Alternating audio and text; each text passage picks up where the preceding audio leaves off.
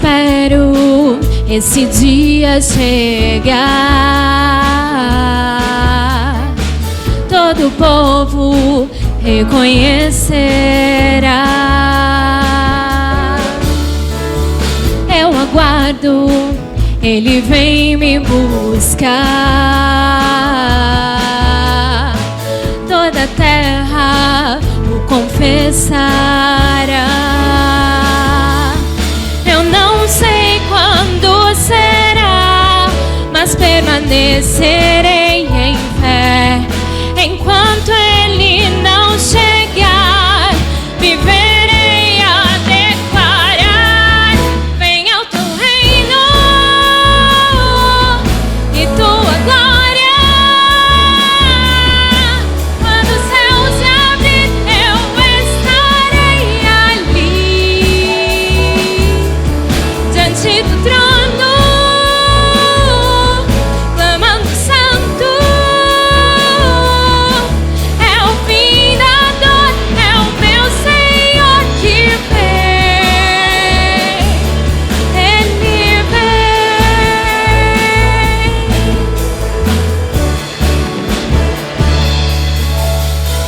Sobre as nuvens, Ele vem com poder. Nada e ninguém poderá deter. Maranata, Ele vem me buscar. Esse dia logo vai chegar.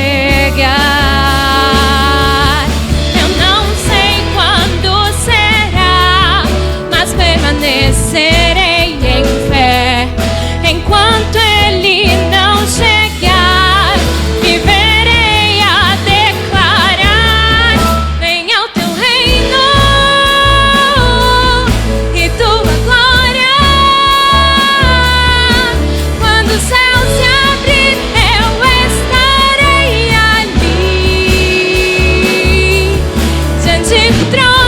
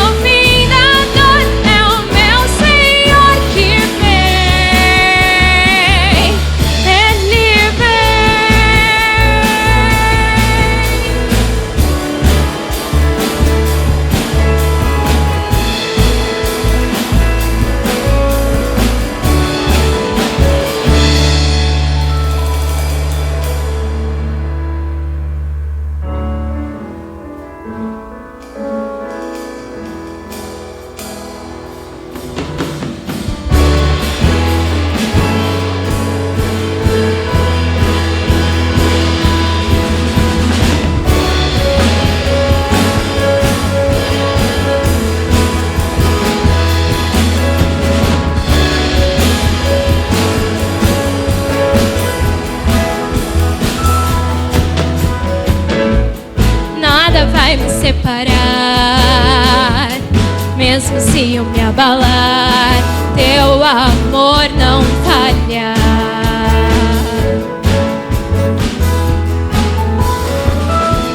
Mesmo sem merecer, tua graça se derrama sobre mim, teu amor não falha.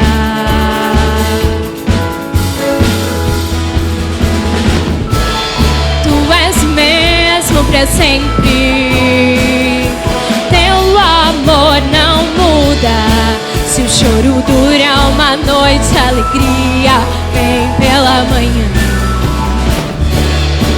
Se o mar se enfurecer, eu não tenho que temer, porque eu sei que me amas,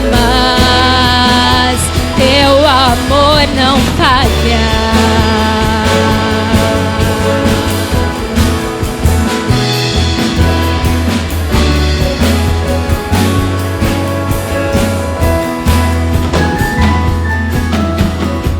Se o vento é forte e profundo mar, tua presença vem me amparar. Teu amor não falha.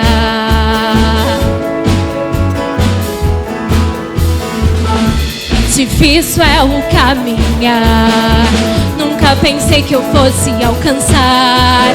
Teu amor não falha.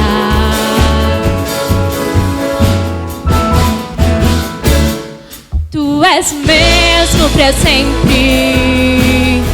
Teu amor não muda. Se o choro dura uma noite, a alegria vem pela manhã. Se o mar se enfurecer, eu não tenho que temer, porque eu sei que me amas. Teu amor não falha.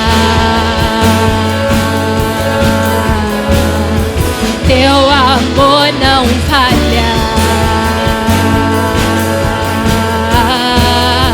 Teu amor não falha.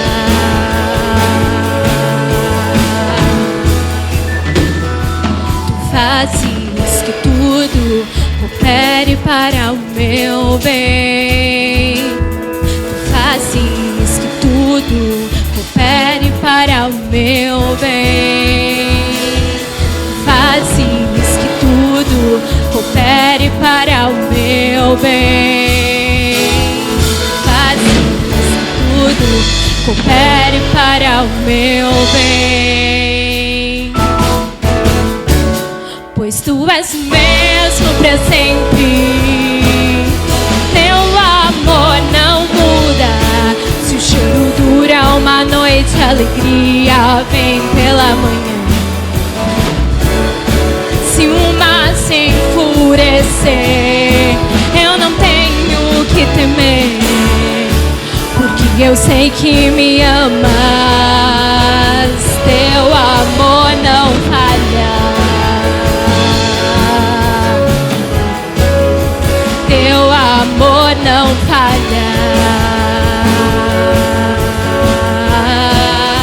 Teu amor não falha. Teu amor não falha.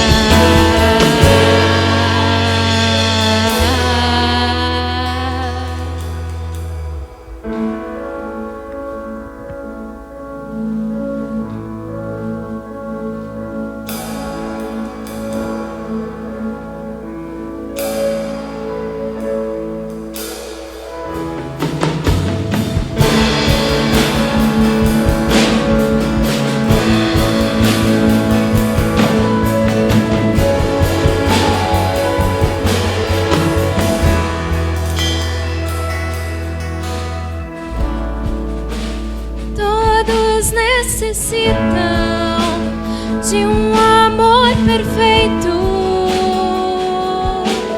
perdão e compaixão. Todos necessitam de graça e esperança, de um Deus que salva.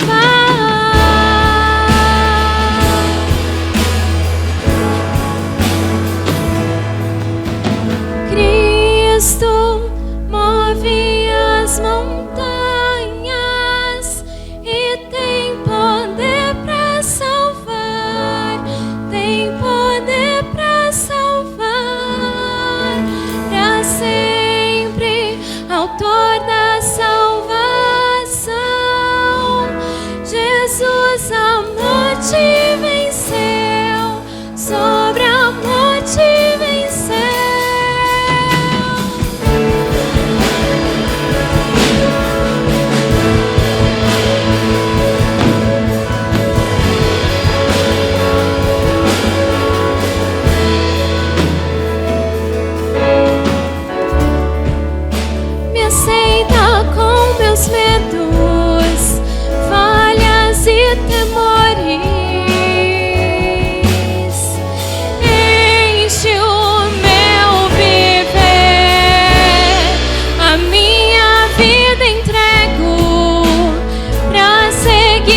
meus passos, a ti me rendo.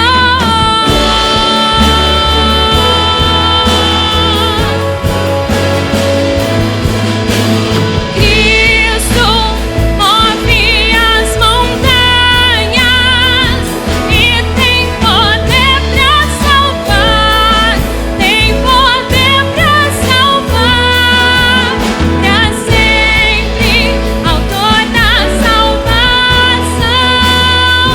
Jesus a morte venceu, sobre a morte venceu. Cristo move as montanhas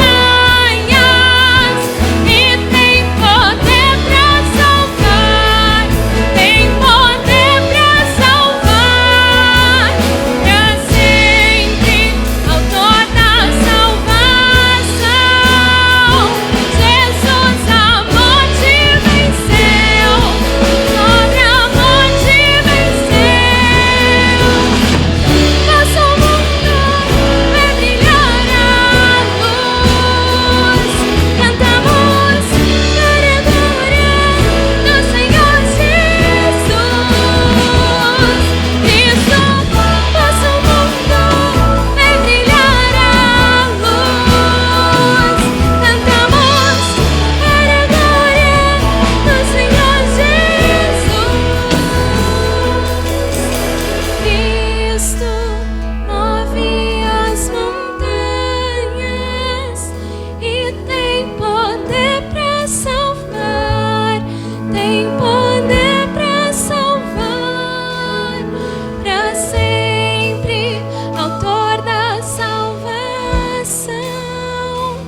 Jesus a morte venceu, sobre a morte venceu.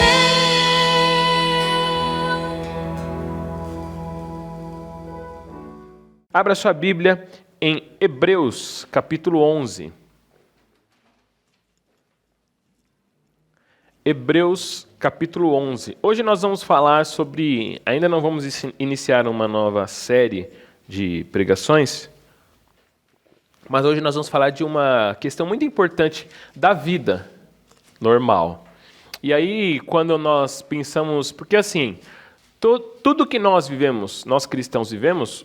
As pessoas que não creem em Jesus Cristo, que não estão no caminho, também fazem. São as mesmas práticas. Elas trabalham, elas casam, né? Elas têm filhos, como a Margarete testemunhou, elas têm medo, elas têm a mesma coisa que nós.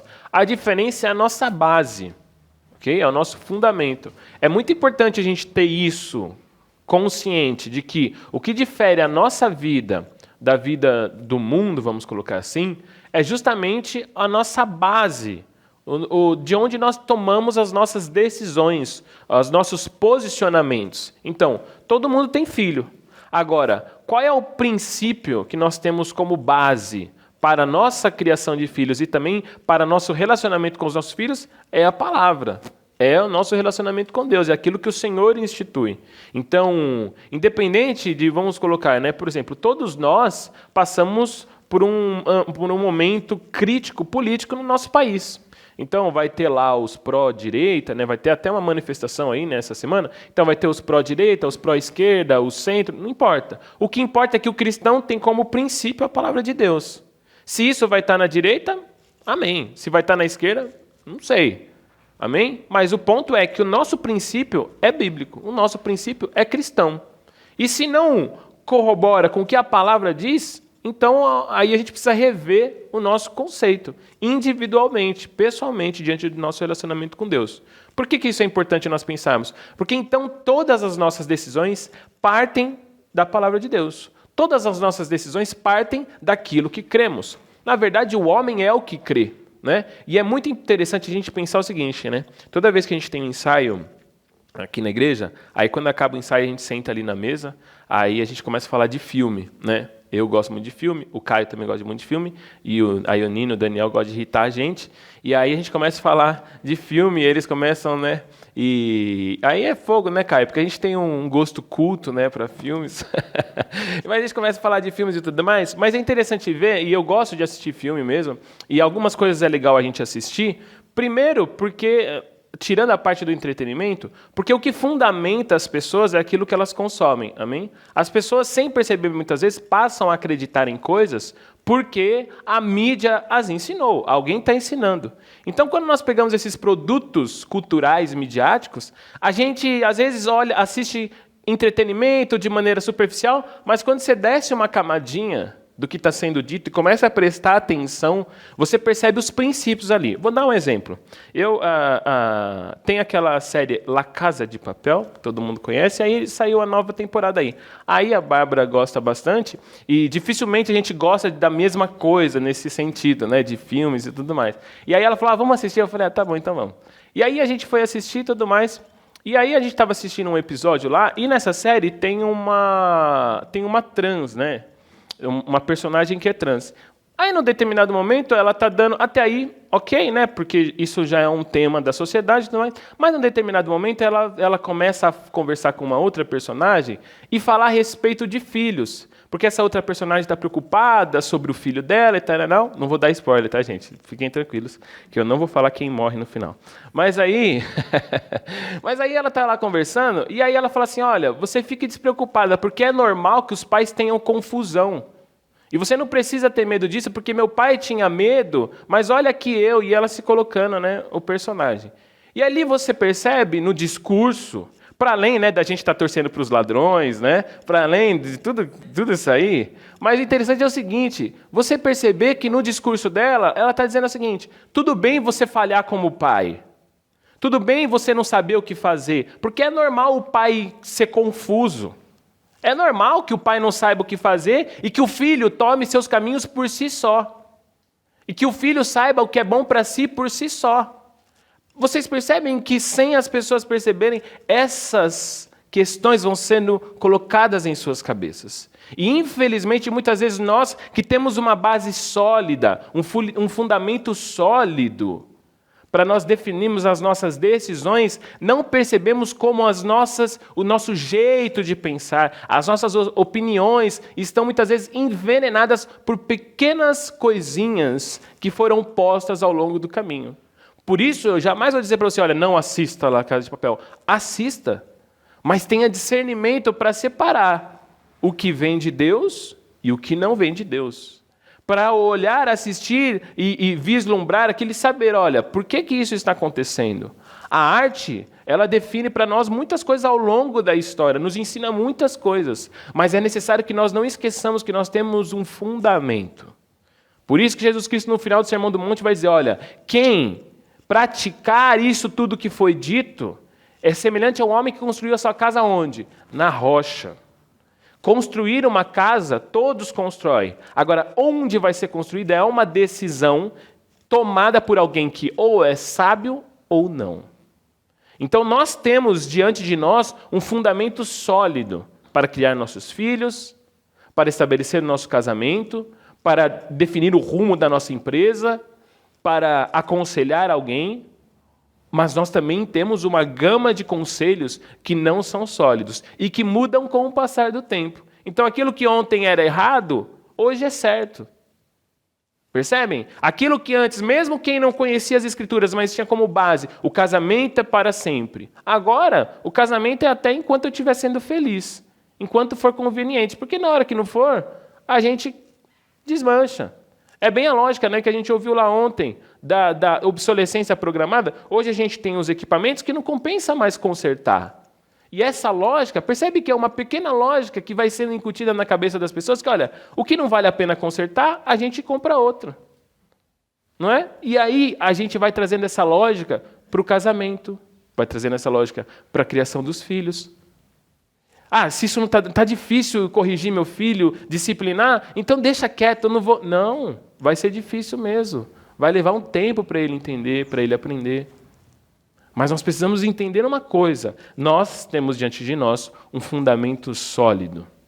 que não é de hoje, não é de ontem, é de muito tempo, que vem dando certo.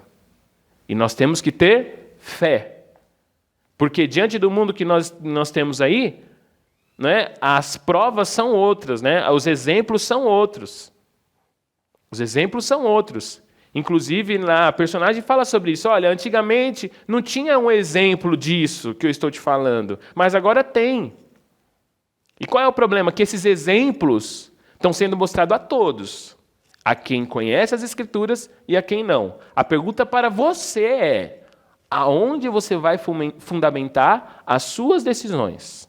Da onde você e sua esposa, você e seu marido, você e sua noiva, você e seu namorado, sua namorada, da onde você vai tirar o rumo das suas decisões? E é sobre isso que nós vamos falar hoje.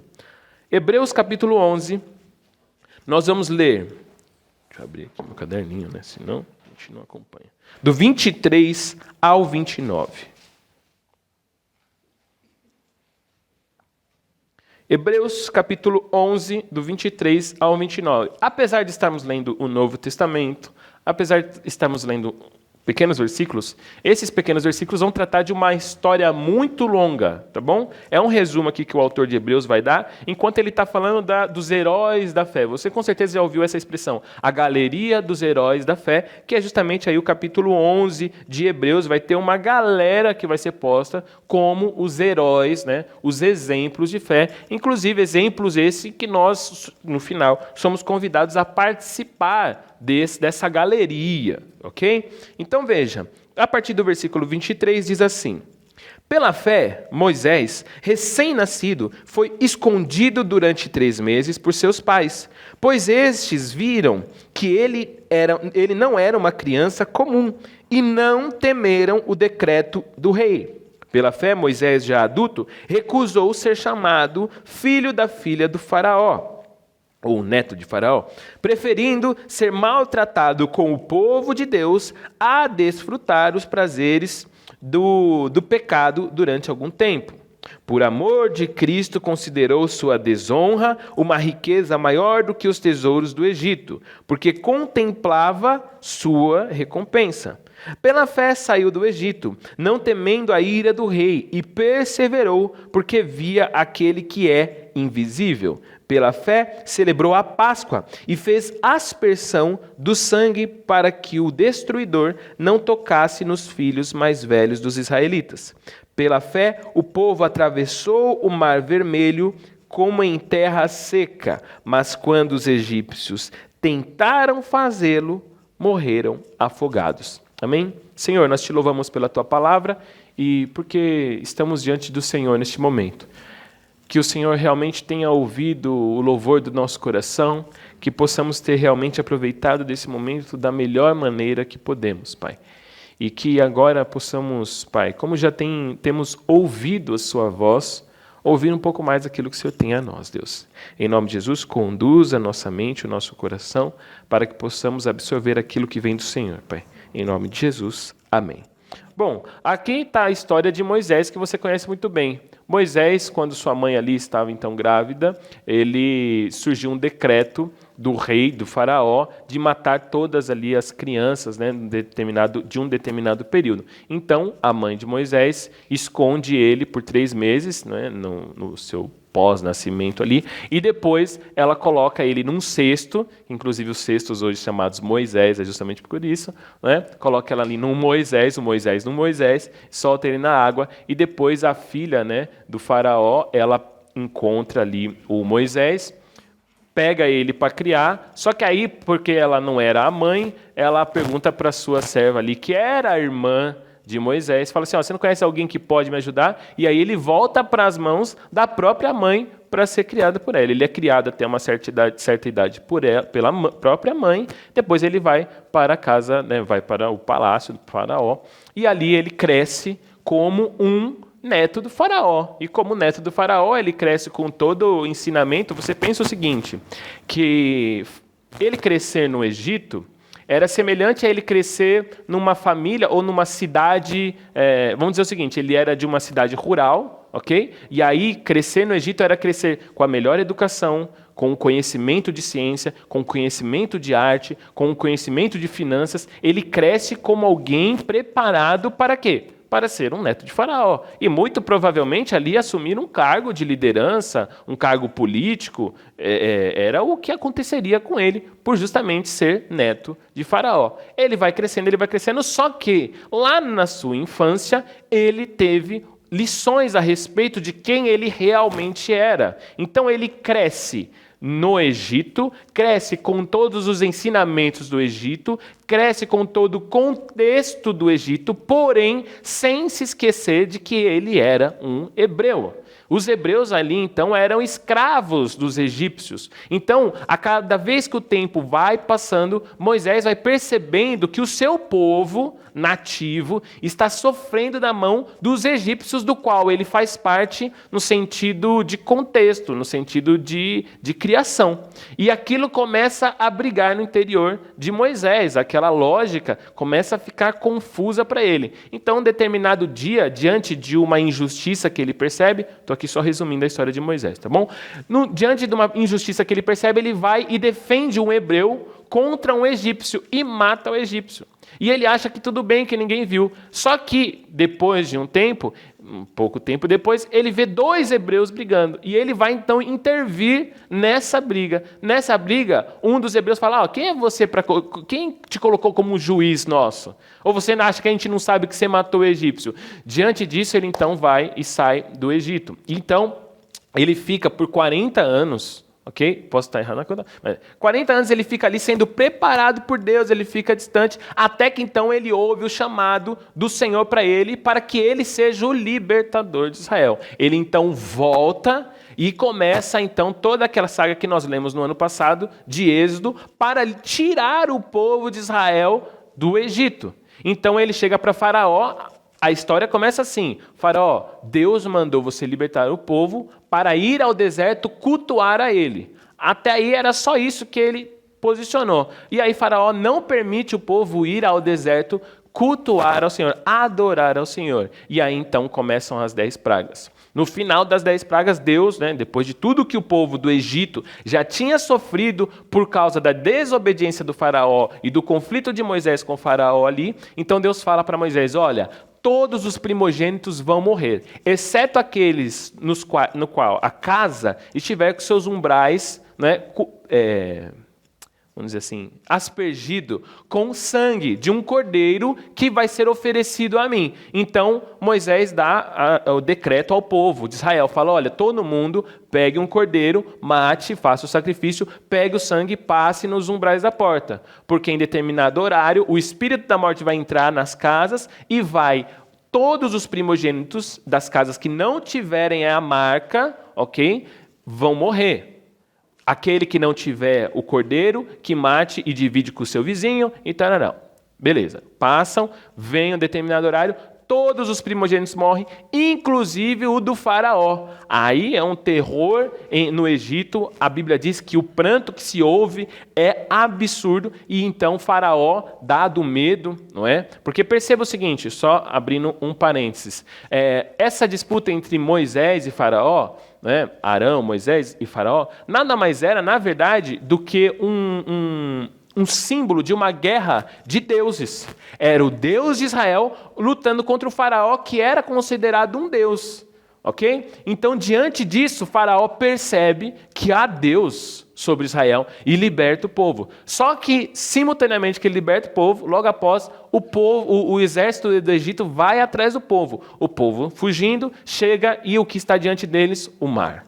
E diante do mar, então, Moisés diz para eles, olha, continuem a andar. Então, ali o mar se abre, eles atravessam o mar em direção à terra prometida. Quando eles estão no meio ali da travessia, o exército vem atrás, aquela doideira toda. Eu fico imaginando, na verdade, só abrindo mais um parênteses, eu fico imaginando quando para diante do mar. Tem que ter muita fé no Moisés também, quem está ali sendo liderado por ele, que fala, gente, continua. Eu não sei nadar, não sei vocês. Aí eu falo, ei, Moisés, que é isso? Tá de brincadeira, tem um mar, como continua para onde? O Waze já... Se você reclama que seu Waze coloca você numa quebrada, né? Imagina o Waze do Moisés, coloca o cara diante do mar. Ô, Moisés, e o barco, né? Vai, continua. Então, o mar se abre e eles atravessam. Quando eles estão no meio da travessia, o exército vem atrás, só que o mar se fecha. Como a nossa história aqui diz, então a travessia é completa, eles são libertos do Egito. Glória a Deus? Amém. O que eu quero falar com você hoje dessa história são 6 pontos. Primeiro, 3 coisas que diante de decisões a fé rejeita. Quando nós olhamos para a galeria dos heróis da fé, você pode olhar depois todos os outros, você vai ver Abraão, você vai ver Moisés, você vai ver José aí, você vai ver uns menores que você nem conhece a história deles, mas se você for ler a história deles, você vai ficar horrorizado com alguns exemplos que nós temos aí, só para gerar curiosidade em você, depois você lê a história de Jefté.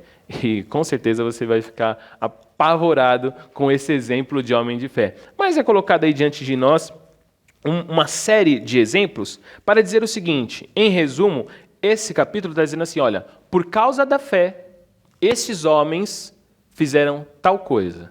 Porque eles creram, eles tomaram algumas decisões, algumas atitudes. E é justamente sobre isso que eu quero falar, sobre as atitudes que aconteceram na vida de Moisés porque creram. Ou porque Moisés creu, ou porque sua mãe creu. Amém? Primeiro ponto que nós percebemos aqui e aprendemos que a fé rejeita. A fé rejeita o prestígio do mundo. Moisés, ele está ali, ele foi criado como egípcio. E perceba a similaridade da história de Moisés com a minha e a sua.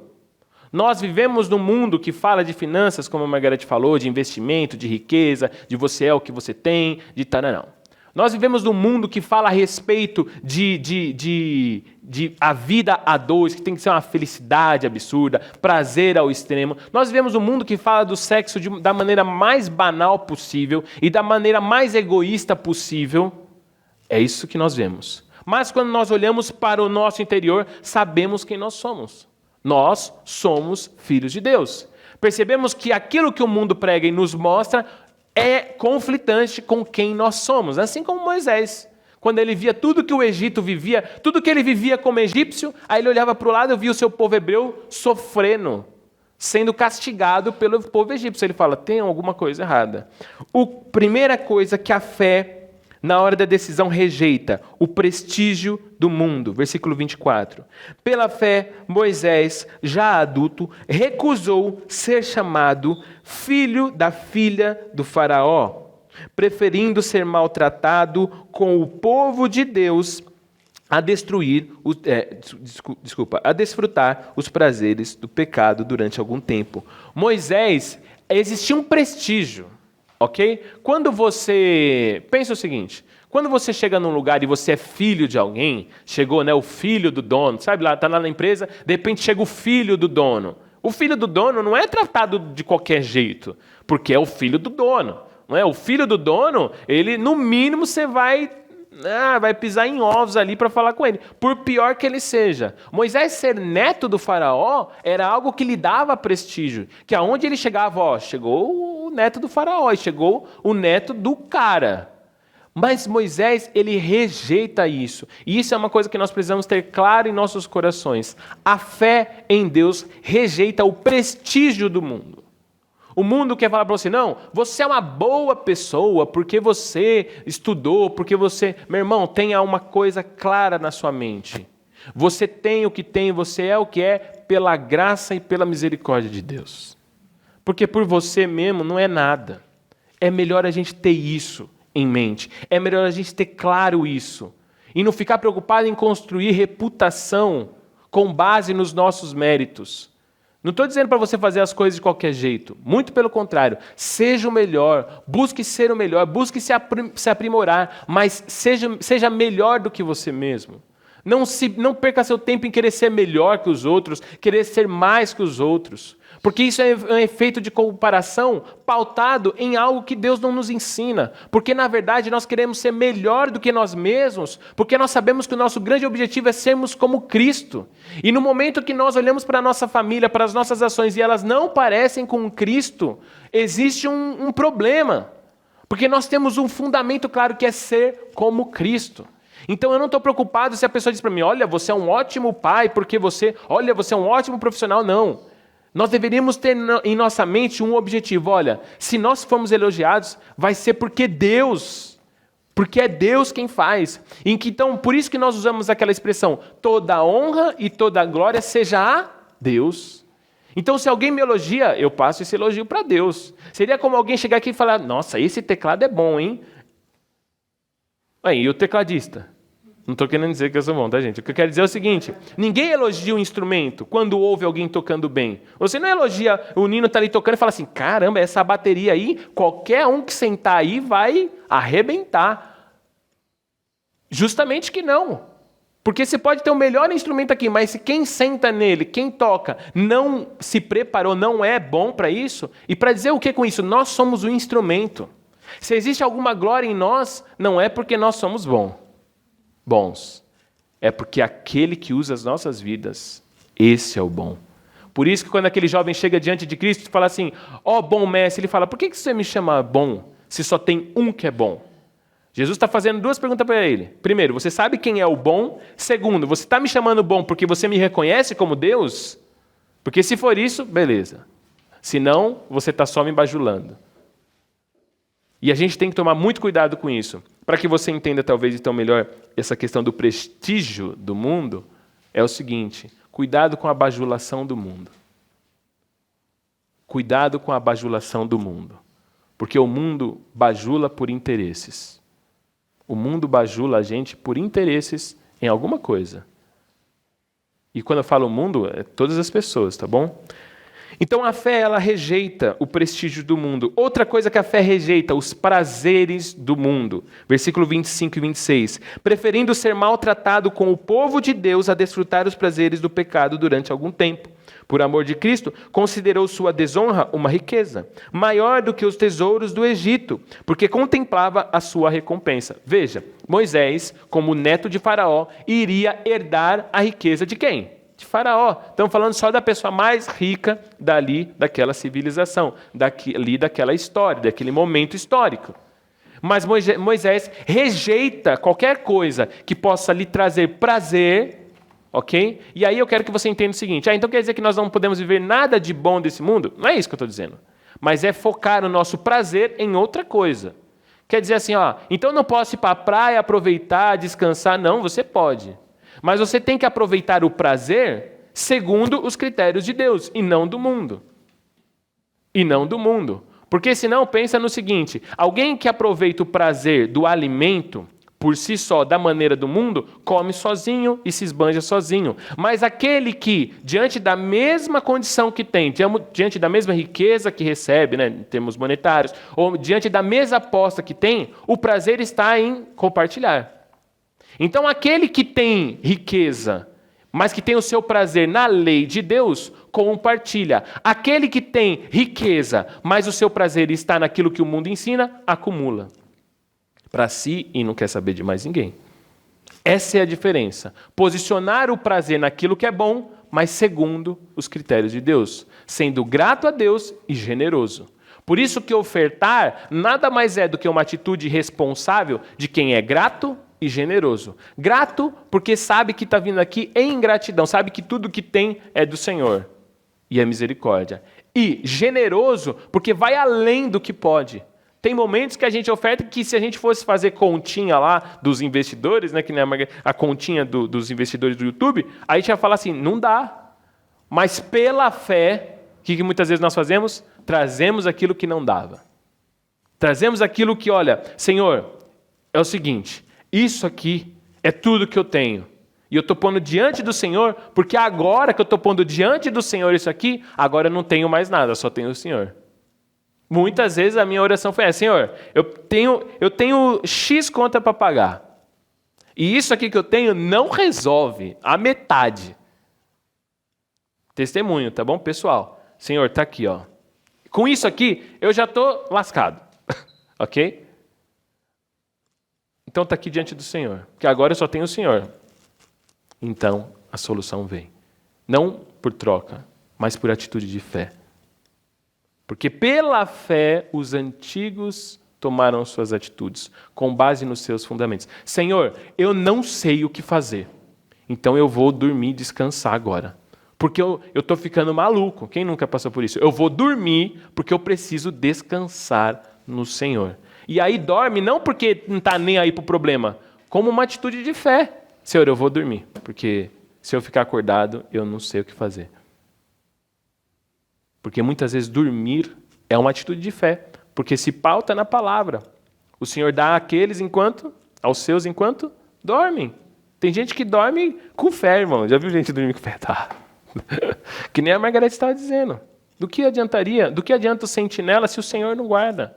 Quer dizer que não tem que ter sentinela, então, porque o Senhor guarda? Não, o sentinela faz o seu papel sabendo que é por Deus. Então, a segunda coisa que Moisés rejeitou e que a fé rejeita são os prazeres do mundo. O mundo diz a respeito do sexo, por exemplo, apenas do aspecto do prazer pessoal e egoísta, mas nós cristãos não vemos assim. Os casados não veem assim.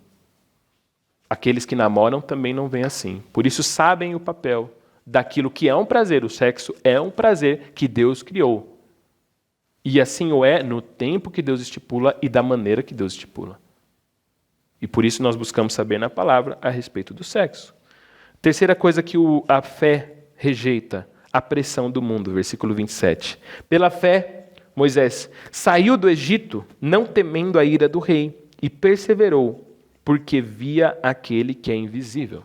Veja, pela fé, nós rejeitamos o medo. Quer dizer que nós não temos medo? Temos, mas nós rejeitamos ele na hora de tomar as nossas decisões. Estou com medo, estou diante do mar, estou vendo o exército vir. Estou com medo? Lógico que eu estou com medo. Mas qual é a minha decisão ali no povo? Pautado em Moisés, que, por sua vez, pautada a sua fé no Senhor. A decisão é, vou seguir em frente. Vou seguir em frente. E se eu morrer no mar? Lembra o Sadraque, Mesaque e Abednego? Olha, se o Senhor não nos livrar da fornalha, ele continua sendo Deus. E se ele nos livrar, glória a Deus. E vamos para onde, então? Vamos para a fornalha. É muito interessante você perceber a graça de Deus sobre esses personagens de fé, porque olha que engraçado, o povo atravessa o mar e quem vem atrás morre. Os Sadraque, Mesaque e Abednego são jogados na fornalha e quem jogou eles morre, de tão quente que está a fornalha. Percebe? Então é o seguinte, estou com medo? Estou com medo. Você acha que eles não sentiram medo quando viram lá o fogo? Imagina. Eu não gosto de queimar a mão, irmão. Não faço nada no fogão lá sem me cobrir todo, né? Quem já me viu fazendo café nesse fogão, com aquela chaleirinha ali, meus irmãos, é uma aprovação. Eu cubro minha mão com um pano de prata assim, é um medo de me queimar. Imagina uma fornalha. Nem se eles, meu Deus do céu, fornalha. Eu ia falar, Deus, eu vou aqui na sua, mas olha, o medo está aqui, está. Então assim, nós temos medo sim, mas nós rejeitamos o medo. Senhor, eu estou achando que esse mês não vai dar. Estou com medo, mas nós seguimos em frente. Não paramos, não ficamos acuados, não nos trancamos em casa. Senhor, olha, coronavírus, está aí a pandemia. Olha, eu tenho muito medo de pegar, eu tenho medo, mas é o seguinte, Senhor, eu tenho coisas a fazer. Coisas a fazer. Então o que eu faço, Senhor? Que o Senhor guarde a minha vida. E se eu morrer? Se eu morrer, fui para o céu, glória a Deus. E se eu viver? Se eu viver, o Senhor que me protege, que eu não tenho o que fazer. Então eu vou fazer o quê? Vou ter que trabalhar. Se eu tenho que trabalhar, eu vou trabalhar. Põe máscara, tal. E glória a Deus, e vamos. A fé rejeita o medo. Não é que o medo não está ali, está ali. Mas ele não quer... O medo fala, deixa eu te falar um negócio. Não precisa falar não, já sei já o que você vai falar. Eu vou seguir aqui. Está lá a bebezinha. Meu Deus do céu, o que eu faço agora? Vai morrer se eu não cuidar. Não. Estou com medo? Estou com medo. Mas segue. O que o Senhor fala? Crê. Mas estou com medo. Mas crê. Vai. Senhor, o Senhor abençoou aqui, me deu essa oportunidade de comprar essa casa, mas eu estou com medo, não sei se eu vou conseguir pagar a parcela. Fez a conta? Fez. O Senhor abriu a porta? Abriu. Vai. Mas, Senhor, eu estou querendo marcar a data do casamento. Eu falo isso, né, para a Camila e para o João, falava há um tempinho atrás, que glória a Deus, agora já está tudo certo. E eu falei esses dias também para o Gabriel, né, Gabriel? Quando você marca a data, Deus faz a dele. Dá medo, dá medo. Mas será que vai dar tempo? Creia, faz a sua parte. Faz a sua parte. Amém, os casados? Senti força só do meu pai. A fé rejeita a pressão do mundo. E a pressão maior do mundo é o medo. Está lá na empresa, uma oportunidade lá de demonstrar o amor de Deus. De falar algo que... E principalmente no nosso tempo... Aí nós temos essas discussões, né, sobre ideologia de gênero, ou mesmo questões a respeito de riqueza, ou mesmo a respeito do sexo. E aí as pessoas estão ali discutindo e falando algo e você está pensando, não, mas eu não concordo com isso. Aí a pessoa, e aí, o que você acha? E a gente não se posiciona por medo, sabe? Porque a maior pressão que o mundo exerce sobre os cristãos é o medo. É o medo. E não é de se posicionar não é para você ser rude, não é disso que eu estou falando. É de posicionar a sua fé. Olha, meu irmão, eu entendo o que você está dizendo, mas o que eu creio é isso. Como assim você corrige seu filho? Você bate no seu filho? Esses dias falaram para mim, você bate no seu filho? Eu falei, não, eu não bato nele. Ele que apanha, porque ele que fez, ele que aprontou, eu não tenho nada a ver com isso. Eu só estou fazendo o meu papel, eu estou corrigindo um erro. Estou corrigindo um erro. E simples. Glória a Deus que o Senhor nos corrige, amém? Porque Ele corrige a quem ama. E se tem uma coisa que eu quero, é que o Senhor me corrija. Se eu estiver errado, Senhor, me corrige. Me corrige, porque isso é um sinal de que Ele nos ama. Porque se eu não ligasse para o Natan, faz o que você quiser, mano. Segue a sua vida. Já pensou? Mas porque eu amo o Natan, ele é corrigido.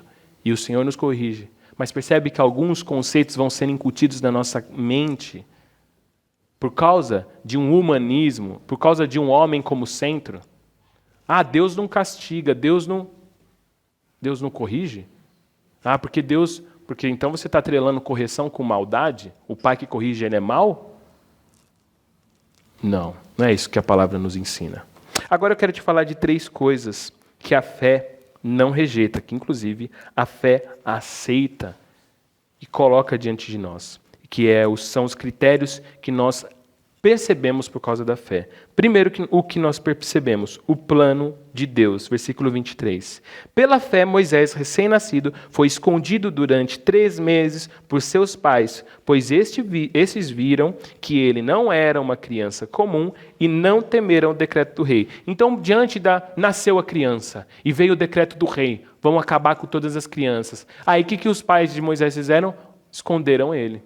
Porque perceberam, você acha que o que você imagina? Veio uma luz sobre a mãe de Moisés e falou, esse é meu escolhido. Então, a questão é o seguinte, que nós, diante das decisões que nós tomamos, como por exemplo, ter um filho, sabemos que o Senhor nos concede isso com base na sua promessa, de que a nossa casa servirá ao Senhor, amém? Então, nós exercemos a nossa fé nas nossas decisões. Então é o seguinte, eu vou esconder o meu filho aqui, eles disseram. Não temo o rei, rejeito esse medo que eu estou sentindo desse decreto, mas o que eu faço? Vou esconder ele aqui.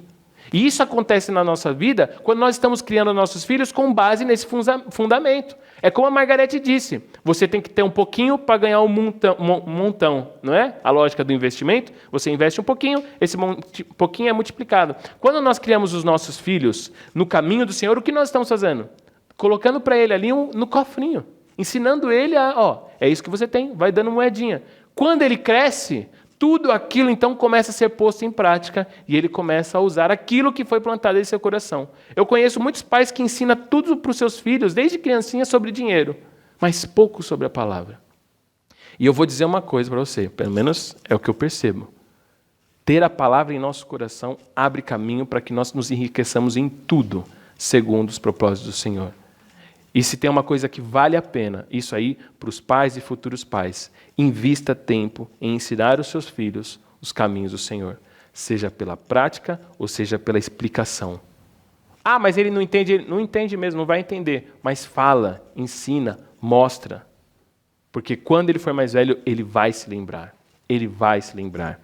Então veja, a mãe de Moisés percebe no ato de ter um filho, imagina naquele tempo como era um milagre uma criança nascer. Se hoje já é um milagre, né, que nós temos a medicina aí cada dia melhor, imagina naquele tempo. Você imagina como era, quantas crianças não morriam no nascimento? Não sei se vocês já pararam para pensar nisso. As condições de saúde, né? A Bela, que é enfermeira, sabe? Imagina ter um filho no meio de um pasto. Um bagulho absurdo, né? É impensável. A gente hoje em dia, né? A criança não suja, a gente é todo cuidadoso, né? A gente não toca, não... Imagina aquela época, mano. Tá lá, quando menos vê um bezerrinho lamber o seu bebê. Você tá maluco, mano? Hoje em dia, se vê um cachorro e lambe um bebê... Se bem que hoje em dia cachorros às vezes são muito bem tratados, né? Mas se um bebê lambe o cachorro... Mas então a gente é cheio dessas... Né? Porque a gente tem um conhecimento essa gente. Que bochechuda. A gente fica tudo... Percebe? Mas ali ela percebe, quando ela vê o seu filho, não é porque o Moisés, ele nasceu com asas, ou ele nasceu brilhando. Moisés nasceu brilhando e ela percebeu que ele era um bebê diferente. Não. É porque ela tinha no seu coração a palavra de Deus, aquilo que ela tinha aprendido sobre o seu povo, sobre a sua fé. A atitude que ela toma não é por causa de Moisés, por mais que o texto está nos dizendo que ela percebe que Moisés era um bebê diferente, na verdade, o que ela percebe é o que foi dito ao seu coração. Logicamente que para todo pai o seu filho é o mais lindo, é o mais legal, é o mais bonito, né? A gente não... Né? Mas o que acontece é o seguinte, quando nós olhamos para o bebê, nós precisamos entender aquilo que o Senhor tem para ele, não por causa do bebê, mas porque o Senhor é um Senhor de amor. O Senhor vai abençoar o seu casamento não é porque você é bonitinho, porque vocês combinam, mas porque Ele é fiel, porque Ele ama. O Senhor vai abençoar o seu filho, a sua filha. Por quê? Não é porque Ele é o especial. O Natan é mais bonitinho. Não. Não é, o Lilo é mais fofinho. O Daniel, ele é tão cabeludinho. Não. É porque o Senhor é amoroso e misericordioso. E se nós não colocarmos os nossos filhos nesse caminho, vai ser difícil para eles. Porque a nossa fé não está no filho bonito, não está no casamento que dá certo, não está na casa que é arrumada, no carro que é o melhor carro do ano, mas está em quê? No Senhor. Porque é esse o diferencial da nossa vida, o Senhor. Então a fé, ela considera o plano de Deus. Qual é o plano de Deus? Qual é o plano de Deus? Você conhece o plano de Deus? Porque se você não conhece, a gente precisa voltar uns passos atrás.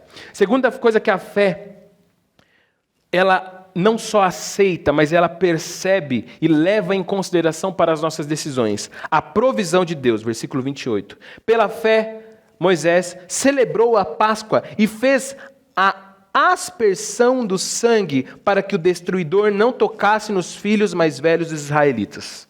O Senhor fala assim, todo primogênito vai morrer. Moisés, você precisa fazer exatamente isso. O povo vai sacrificar um cordeiro, pegar o sangue, me adorar, tal, pegar o sangue e pintar os umbrais da porta. É isso que precisa. Moisés não falou assim, gente, pintem os umbrais da porta, mas é o seguinte, hein? Cada um com uma espada, ligeiro. Foi isso que ele falou? Sabe qual é o nosso problema hoje em dia? Que a gente coloca aditivo na palavra de Deus. A gente coloca, não, eu vou ter fé, mas eu preciso ter... Não quer dizer que você não vai ser uma pessoa organizada financeiramente, não quer dizer que você vai ser uma pessoa que não estuda, mas você tem que entender a prioridade e a suficiência da provisão. Quando o texto fala para nós a respeito da provisão do Senhor, está querendo dizer o seguinte, o que o Senhor faz é suficiente. É suficiente. Por isso que esses dias uma pessoa me perguntou a respeito de horóscopo. Um jovem me mandou mensagem e tal, e falou de horóscopo, dessas paradas. Eu falei assim, aí ele me perguntou, ele falou, por que você não acha que a pessoa... Ele estava falando sobre... Não é horóscopo também, mas é outro negócio. Como que é? Astrologia. Ele começou... Você não acha engraçado que uma pessoa que nasce em agosto, a outra também nasce em agosto, estava falando de signo e tal? Eu falei, eu acho engraçado mesmo. Eu acho engraçado que, às vezes, eu olho uma pessoa que nasceu perto de mim e falo, poxa, ela tem bastante coisa parecida comigo. Eu falei assim, engraçado. Eu falei para ele, mas existe uma coisa. Porque ele é cristão. Eu falei assim, a grande questão é o seguinte... Se você está correndo para buscar respostas nessas outras coisas, você só está declarando uma coisa, que Cristo não é suficiente. Você precisa de auxílios. Ou Cristo é suficiente ou não é.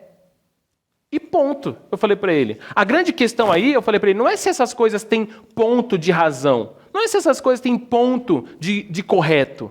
A grande questão é o seguinte, Cristo é suficiente? Ele é suficiente? Não estou dizendo para você não saber, eu disse para ele.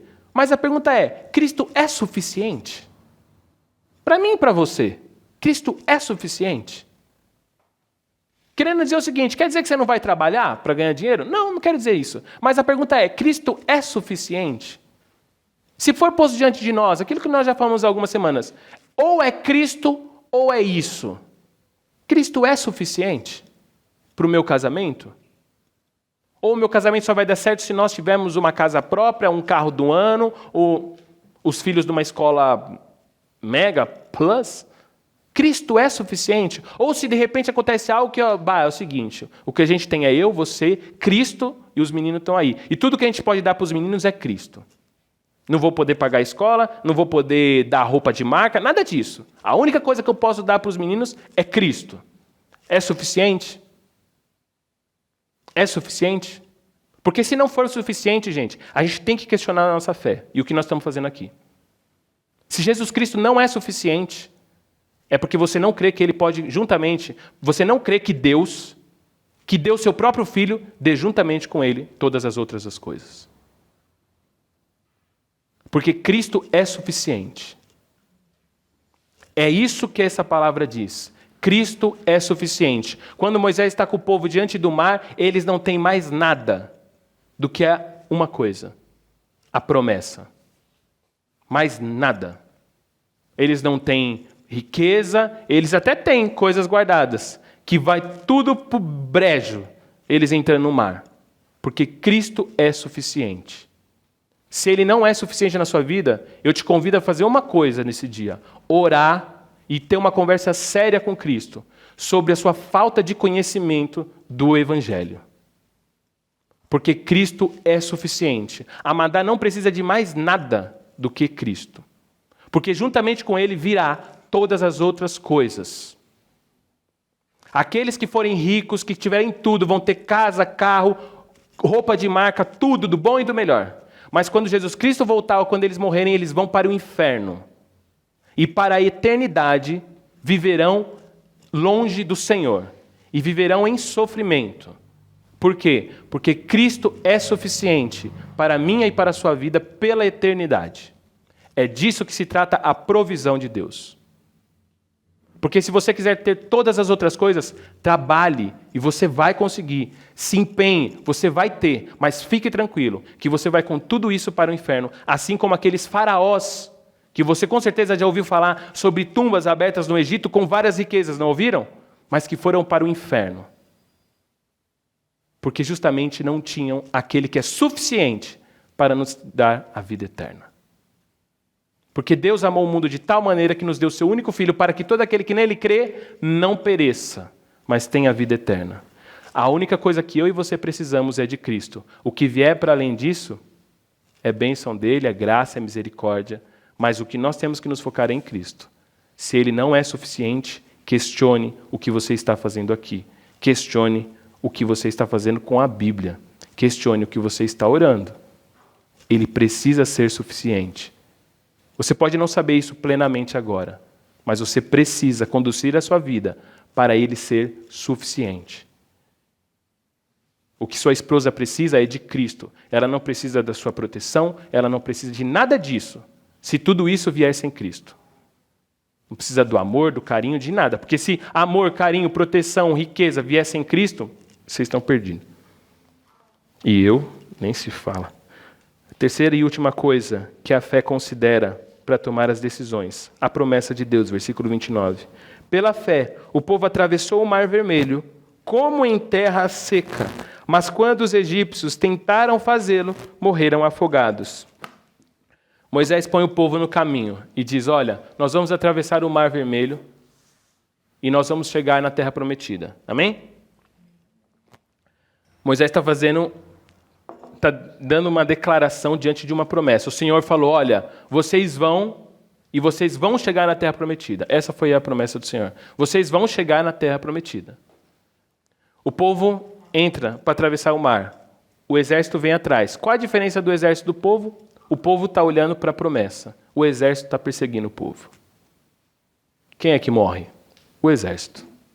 Porque justamente o caminho deles era o mesmo. A entrada foi a mesma, mas o olhar era diferente. O povo olhava para a promessa, o exército olhava para o povo.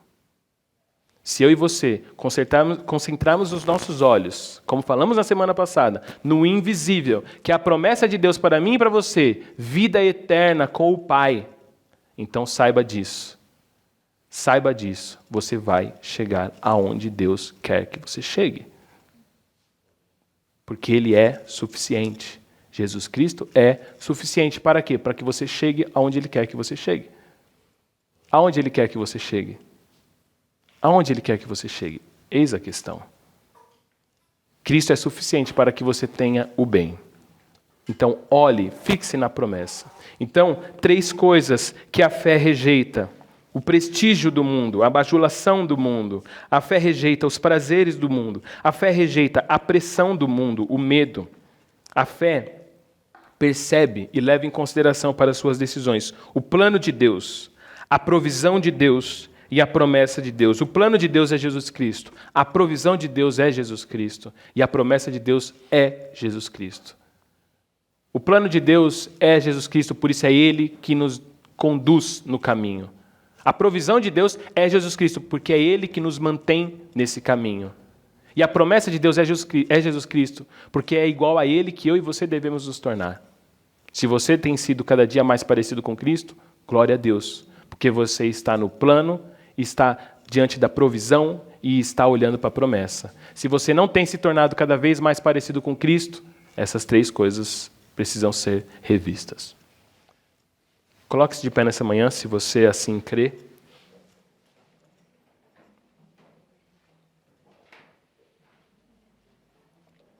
E ore. Ore para que cada vez mais o Senhor torne claro ao seu coração o plano dEle, a provisão dEle e a promessa. Feche seus olhos nessa manhã. Senhor, nós te agradecemos, porque o Senhor nos revelou o teu plano, o Senhor nos revelou e nos entregou a provisão para que esse plano pudesse ser feito. E o Senhor é quem nos prometeu que esse plano vai ser executado de maneira plena e a provisão é suficiente para isso. Te louvamos porque Jesus Cristo é o plano, a provisão e a promessa, Pai. Te louvamos porque é Ele, Pai, que nos mostra o caminho, é Ele quem nos concede, Pai, o suficiente para que possamos percorrer este caminho e é justamente Ele que vamos encontrar no fim deste caminho, Pai. E olharemos para Ele, Pai, e perceberemos que em nós foi feita uma transformação de caráter, uma transformação de temperamento, muitas vezes, uma transformação, Pai, de vida ao longo deste caminho, Pai. Senhor, que em nome de Jesus tem alguém aqui, Pai, que não tem compreendido o plano do Senhor para a vida, Pai. Se tem alguém aqui que não tem compreendido, Pai, ou não tem percebido a provisão do Senhor e não tem compreendido a suficiência de Cristo, Pai, que o Senhor abra os olhos, Pai, e faça compreender que Cristo é suficiente, Pai. Se tem alguém aqui que não tem percebido, Pai, ou não tem conseguido, por causa da pressão do mundo, manter os seus olhos na promessa que é o teu Filho Jesus, Pai. Entra no coração, faz a tua obra, Pai. Faz aquilo que só o Senhor pode fazer, Pai. E tira de nós o coração de pedra, Pai, e coloca, Pai, um coração vivo, Pai. Porque nós não conseguimos, Pai. Se não for o Senhor, Pai, nós não podemos, Pai. Então, que em nome de Jesus nós possamos assim, Pai, como esses homens da galeria dos heróis da fé, Pai, possamos tomar as nossas decisões com base na fé, naquilo que ela rejeita e naquilo que ela considera, Pai. E que possamos manter a nossa fé, Pai, os nossos olhos, Pai, no autor e consumador dessa fé, Pai, que é o teu Filho Jesus, Pai. Em nome de Jesus, Pai. Em nome de Jesus, Deus. Amém, Pai.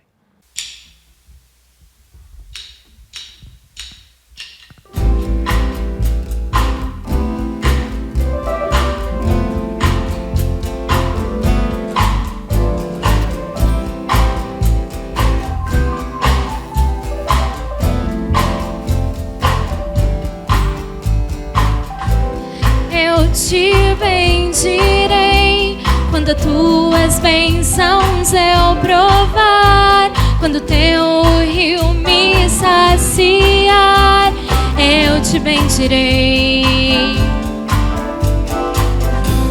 Eu te bendirei quando no deserto estiver, quando a solidão me envolver, eu te bendirei. Pelas bênçãos recebidas te dou louvor, quando as trevas me cercarem, cantar eu vou. Eu te bendirei, ó Senhor, eu te bendirei. Eu te bendirei, ó Senhor, teu glorioso nome bendirei.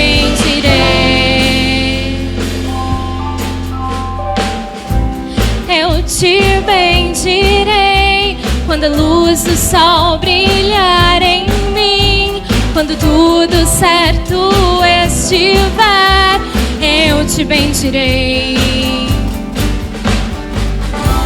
Eu te bendirei no caminho de aflição, se a dor tomar meu coração, eu te bendirei. Pelas bênçãos recebidas te dou louvor, quando as trevas me cercarem, cantar eu vou. Eu te bendirei, ó Senhor, eu te bendirei. Eu te bendirei, ó Senhor, teu glorioso nome bendirei. Eu te bendirei, ó Senhor, eu te bendirei. Eu te bendirei, ó Senhor, teu glorioso nome bendirei. Ó soberano Deus, em ti confiarei. Tu és o meu Senhor, teu nome bendirei. Ó soberano Deus, em ti confiarei. Tu és o meu Senhor, teu nome bendirei. Eu te bendirei, ó Senhor, eu te bendirei. Eu te bendirei, ó Senhor, teu glorioso nome bendirei. Eu te bendirei, ó Senhor, eu te bendirei. Eu te bendirei, ó Senhor, teu glorioso nome